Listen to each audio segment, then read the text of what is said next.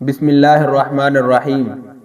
نبی کریم صلی اللہ علیہ وسلم نے فرمایا کہ اللہ تعالیٰ نے میری امت پر 5 نمازیں فرض کی ہیں۔ جو شخص ان 5 نمازوں کو ان کے وقت پر ادا کرے گا اللہ پاک اسے اپنی ذمہ داری سے جنت میں داخل کریں گے، اور جو شخص ان 5 نمازوں کو ادا نہ کرے اللہ پاک کی اس کے اوپر کوئی ذمہ داری نہیں۔ نماز افضل جہاد ہے، نماز مومن کی معراج ہے، نماز شیطان کا منہ کالا کرتی ہے، نماز دین کا ستون ہے، حضور صلی اللہ علیہ وسلم کی آنکھوں کی ٹھنڈک نماز ہے۔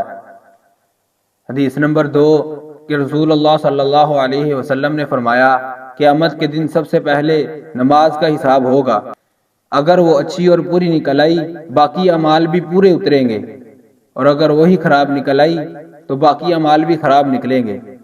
حدیث نمبر 3 کہ حضور صلی اللہ علیہ وسلم نے فرمایا کہ جو شخص 5 وقت نماز ادا کرتا ہے اللہ پاک اسے 5 انعامات دیتے ہیں۔ رزق کی تنگی کو دور کر دیا جاتا ہے، عذاب قبر ہٹا دیا جاتا ہے، نامہ اعمال دائیں ہاتھ میں دیا جاتا ہے، اور پلسرات سے بجلی کی کڑک کی طرح گزار دیا جاتا ہے، اور بغیر حساب کتاب کے جنت میں داخل کر دیا جائے گا۔